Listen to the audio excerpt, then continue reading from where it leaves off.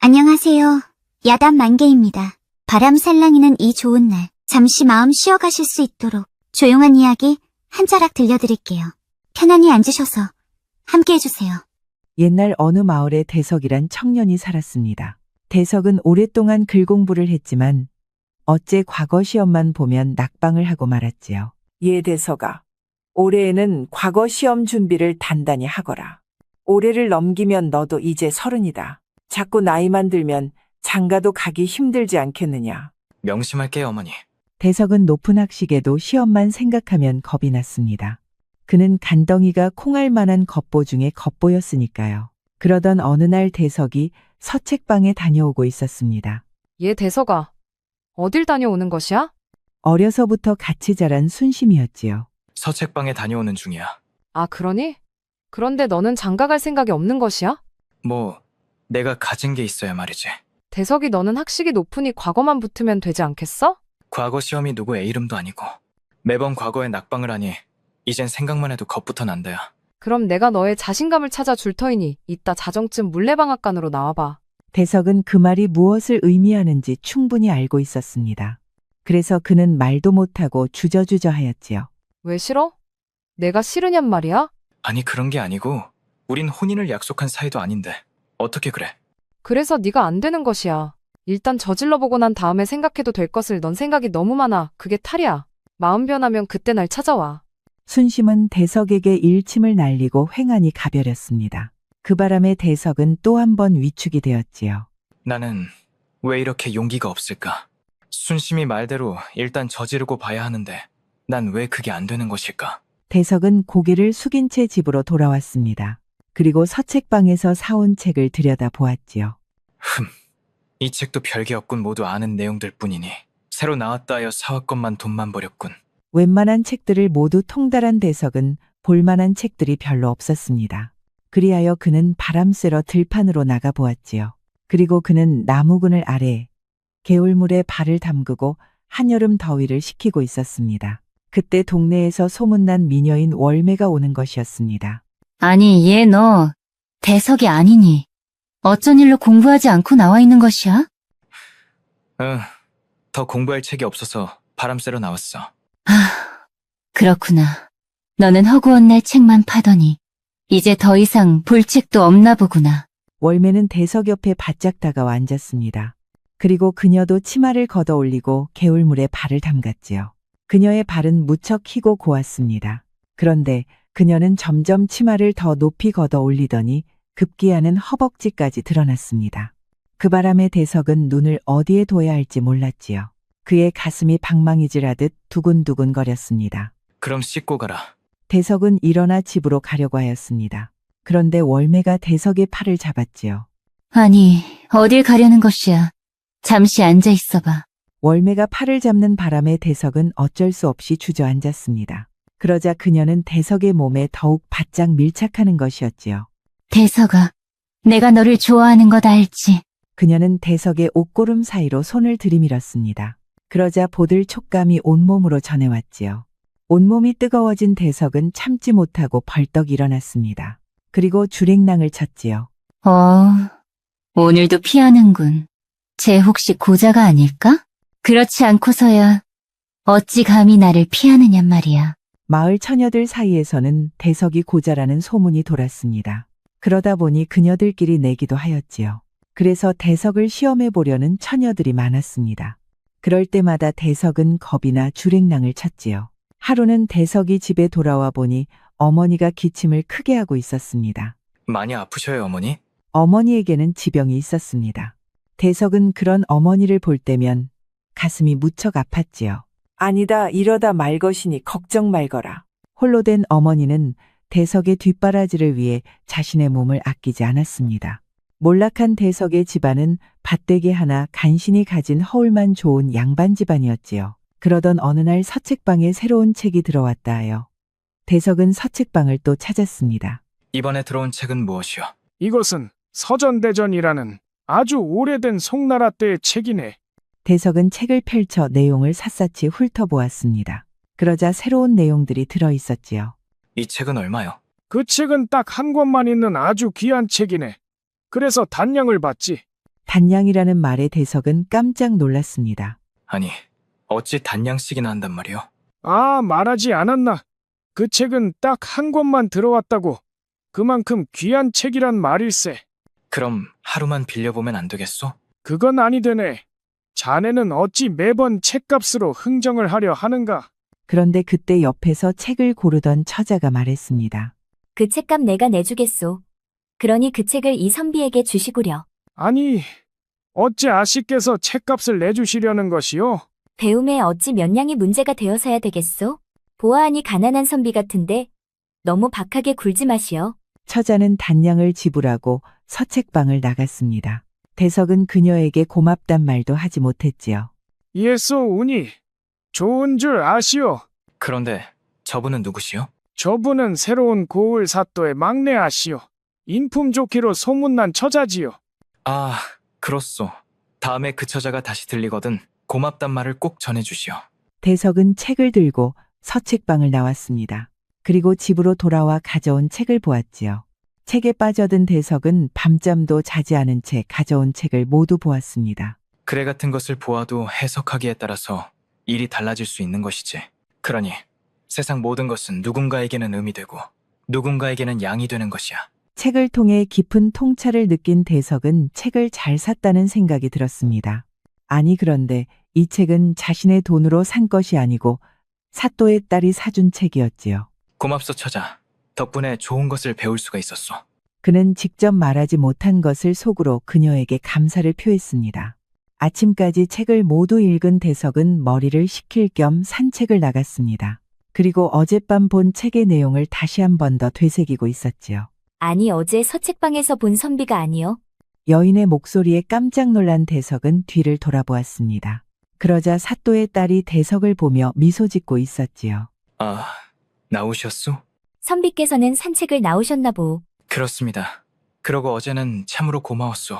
덕분에 좋은 깨달음을 얻을 수가 있었소. 그렇다니 다행이구려. 책을 읽고 지식을 쌓을 순 있으나 깨달음을 얻기란 쉽지가 않소. 헌데 깨달음을 얻었다니 내가 다 기쁘구려. 대석은 오래간만에 대화가 되는 사람을 만난 것 같아 기분이 좋았습니다. 그리고 그녀에 대한 흥미가 생겼지요. 그대는 새로운 사또의 딸이라 들었소.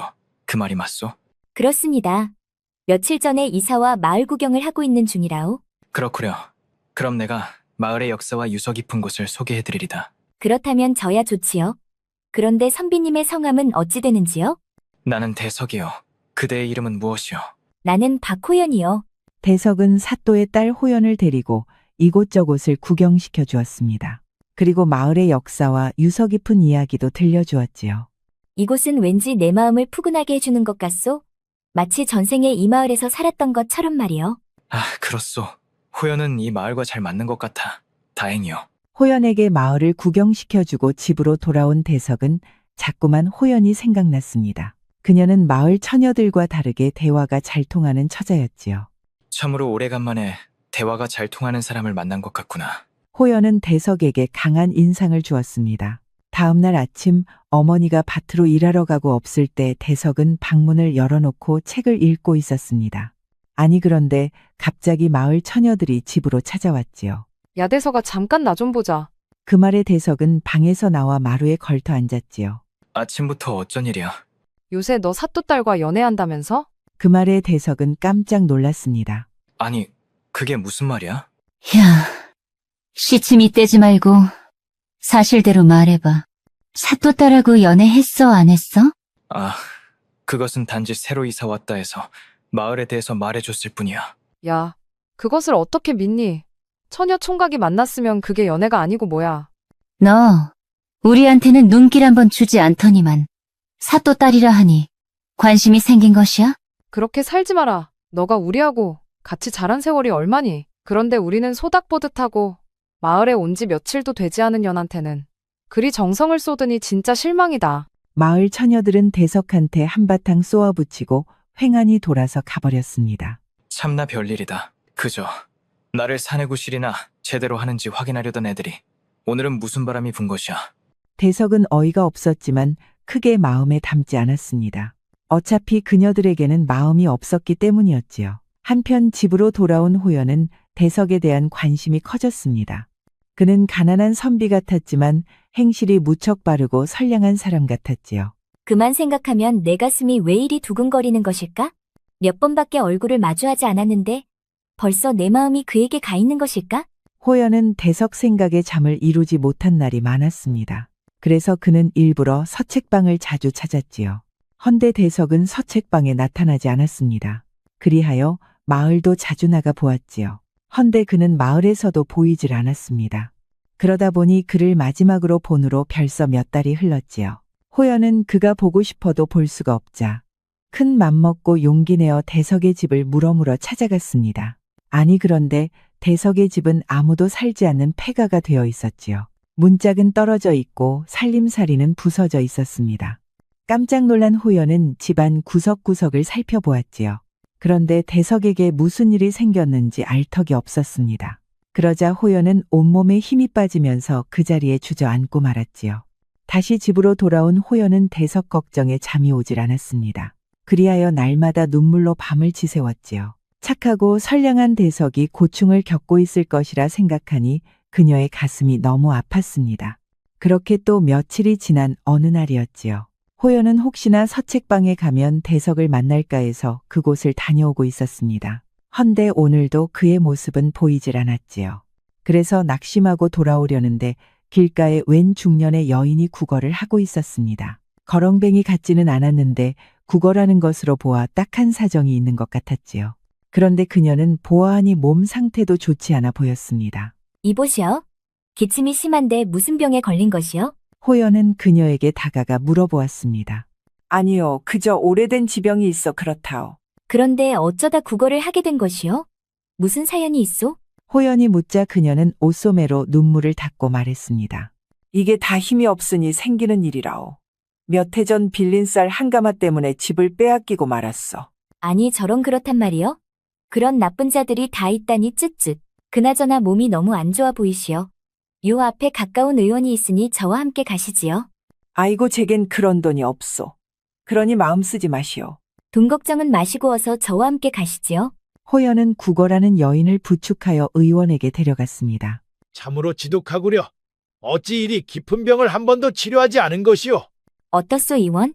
쉽게 고칠 수 있는 병을 치료하지 않아. 병이 너무 깊어졌소.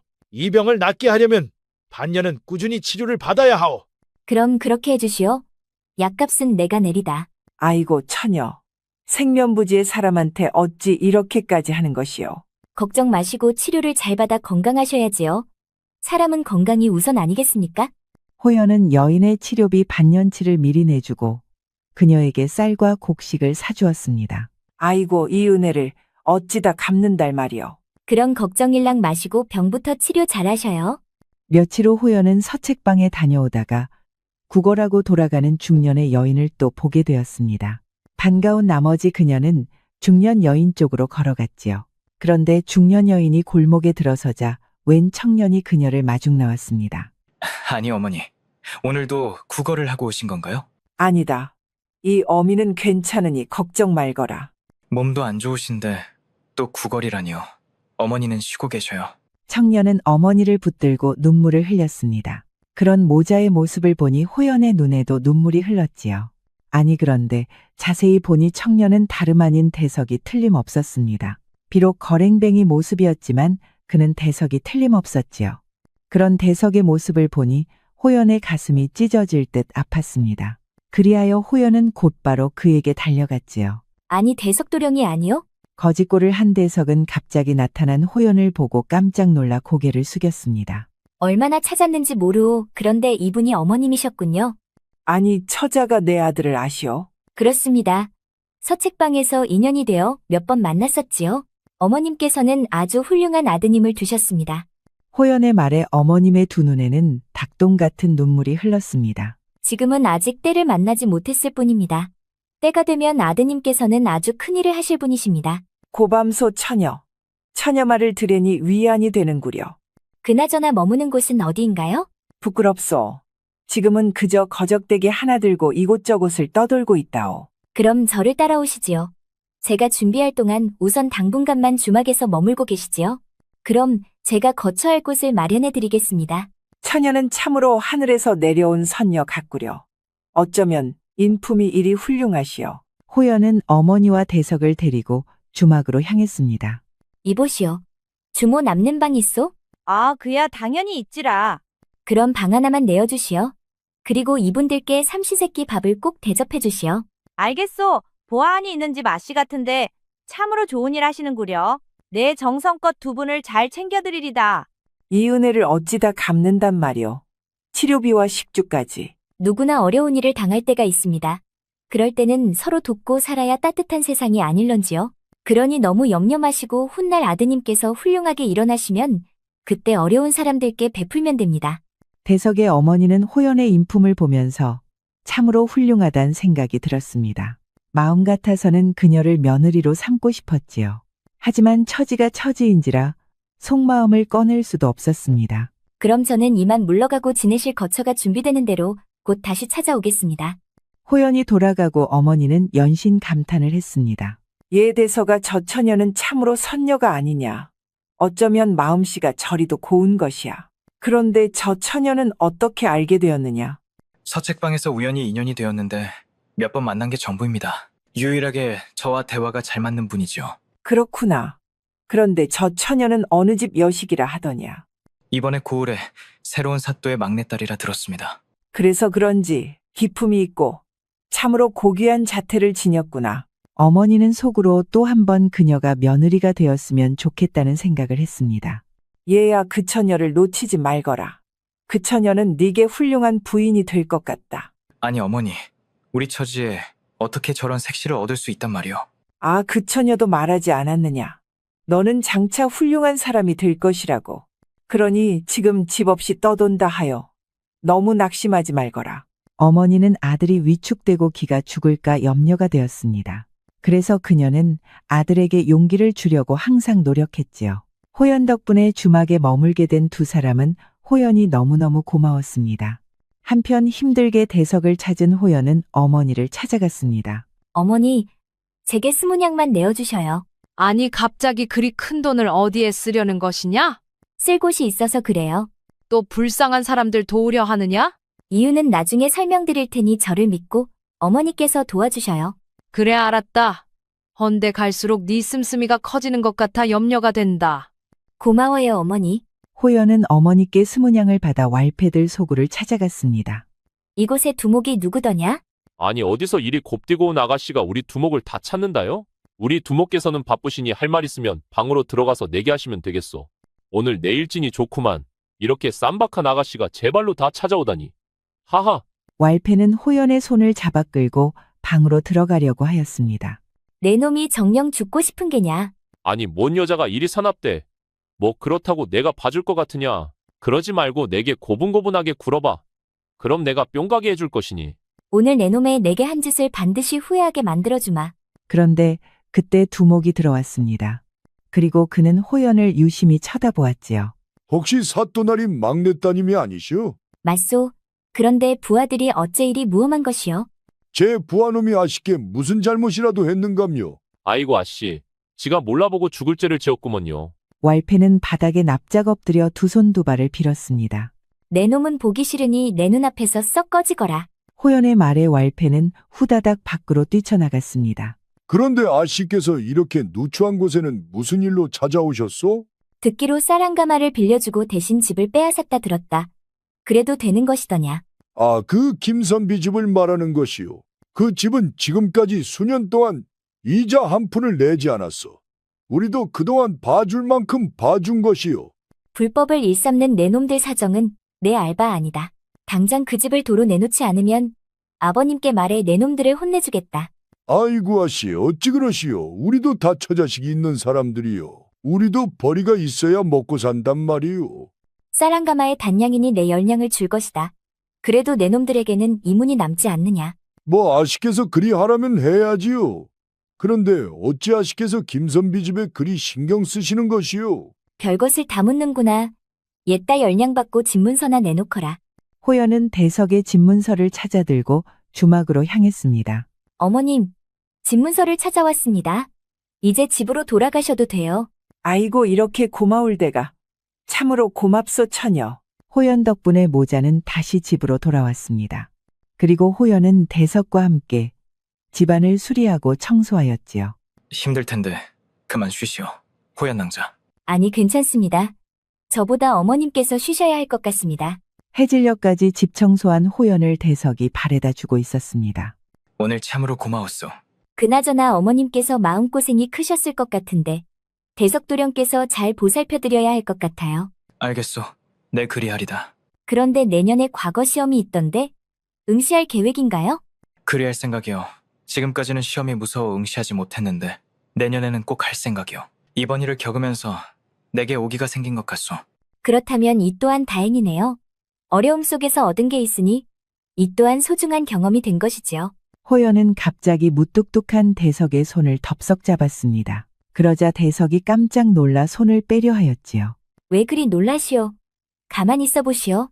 호연은 대석의 손을 잡고 걸었습니다. 석양이 물든 들판은 참으로 아름다웠지요. 저를 한번 안아보시겠어요? 호연의 말에 대석은 가슴이 두근거렸습니다. 용기 내서 저를 한번 꼭 안아보셔요. 대석은 떨리는 손으로 호연을 조심스럽게 품에 안았습니다. 그는 사시나무 떨듯 떨고 있었지요. 그러자 호연이 두 팔로 대석의 허리를 감싸 안았습니다. 그리고 그녀는 대석의 가슴에 얼굴을 묻었지요.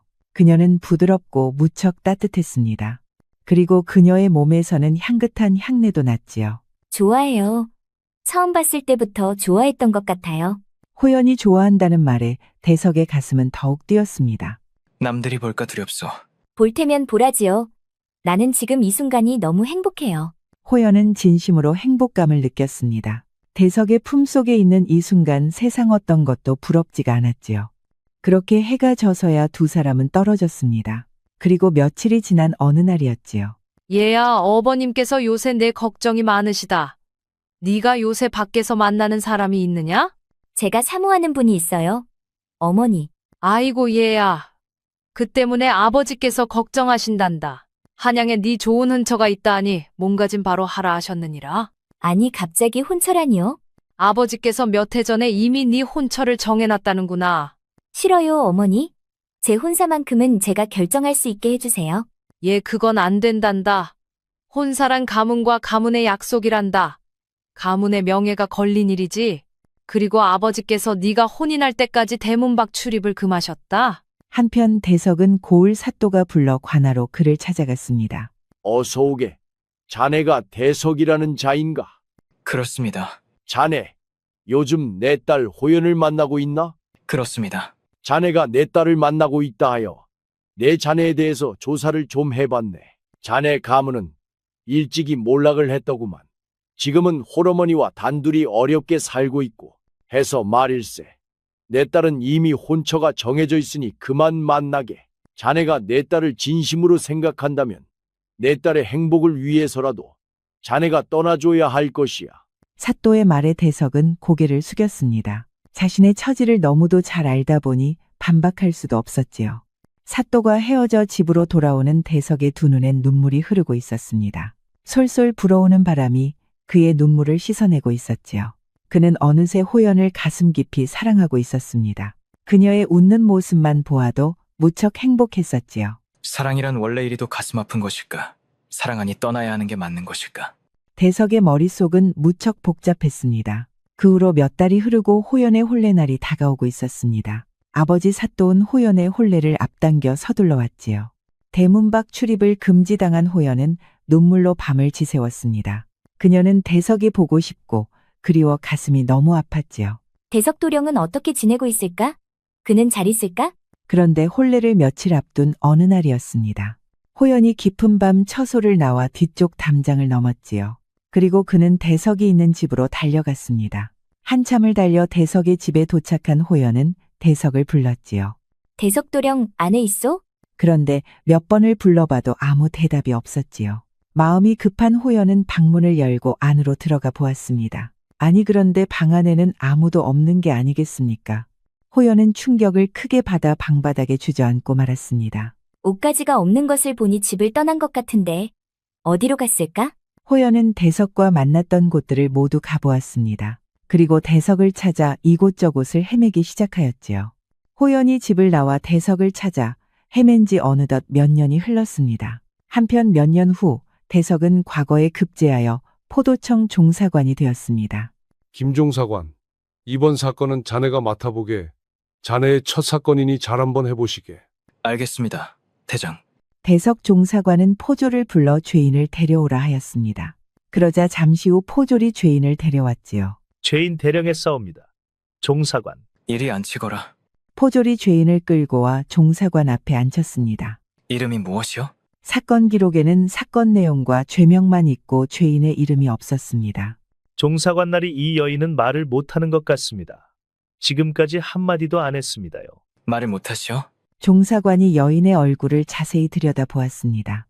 아니 그런데 이게 뭔 일이랍니까? 그녀는 다름 아닌 호연낭자였지요. 아니, 호연낭자가 아니요? 대석 종사관은 자리에서 벌떡 일어나 그녀의 흐트러진 머리를 가르고 그녀의 얼굴을 자세히 보았습니다.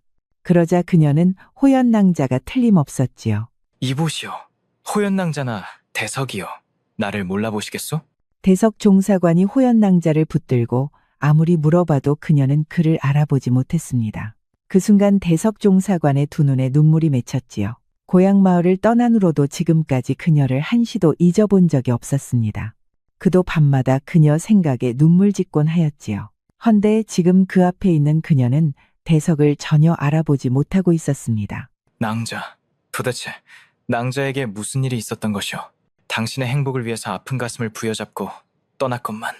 이게 도대체 무슨 일이냔 말이오. 대석 종사관은 자신을 전혀 알아보지 못하는 호연을 붙들고 눈물을 흘렸습니다. 당신은 행복했어야 하지 않소. 당신이 이런 모습이라면 지나간 가슴 아픈 세월이 무슨 의미가 있는 것이오. 대석 종사관은 백치가 되어버린 호연을 붙들고 하염없이 울었습니다. 옆에서 보고 있던 포졸도 옷소매로 눈물을 닦으며 훌쩍거렸지요.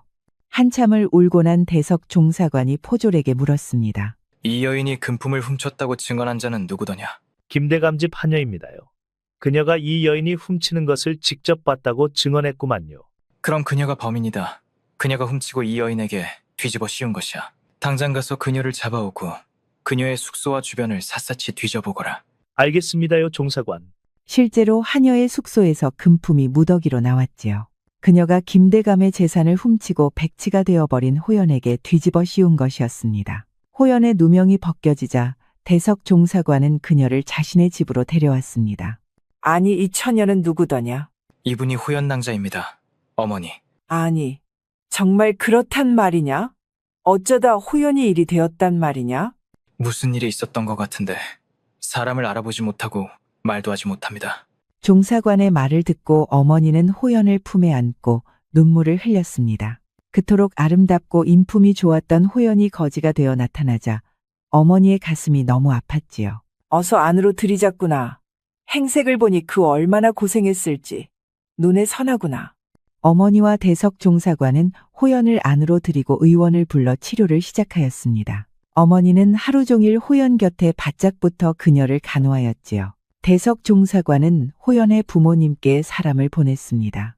그러자 사또내외가 허둥지둥 달려왔지요. 아이고 호연아, 이게 어떻게 된 일이냐? 아이고, 호연아 어쩌다 일이 된 것이야? 호연의 부모님은 백치가 되어 사람을 알아보지 못하는 호연을 붙들고 하염없이 눈물을 흘렸습니다. 호연이 집 나가고 수년이 지나서야 부모님들도 그녀를 처음 보았지요. 그래, 내 딸 호연을 어떻게 찾았는가? 종사관 대석은 자초지종을 말해주었습니다. 그랬군. 그동안 내 딸에게 도대체 무슨 일이 있었단 말이냐? 사또은 옷소매로 눈물을 닦으며 종사관에게 물었습니다. 자네가 대석인가? 그렇습니다. 사또. 자네가 결국 과거에 급제하여 출세를 했군. 내 지난날에 자네에게 했던 말을 사과함세. 벌써 오래된 일이니 개의치 않으셔도 됩니다. 아마 자네가 떠나고 호연이 자네를 찾아다니다 절이 된 것 같네. 이제 자네는 어찌할 텐가 우리 호연이 절이 되었는데. 허락해 주신다면 호연낭자와 혼인하겠습니다. 평생을 바쳐 호연낭자를 제가 보살펴 줄 것입니다. 그 말에 사또가 호연의 어머님은 눈물을 흘렸습니다. 백치가 된 자신의 딸을 대석은 포기를 하지 않았지요. 그때 호연이의 청을 들어주어야 했어요. 호연이는 대석 종사관과 혼인하고 싶다고 했었지요. 그러게 말이오. 부모의 욕심이 자식을 망쳤구려. 호연이의 사랑이 그리 깊었을 줄 어찌 알았겠소.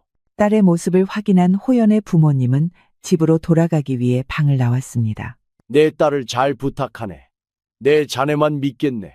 호연의 아버지 사또은 대석 종사관의 두 손을 꼭 잡고 그에게 말했지요. 걱정 마시죠. 제 모든 걸 바쳐 호연 낭자를 사랑할 것입니다.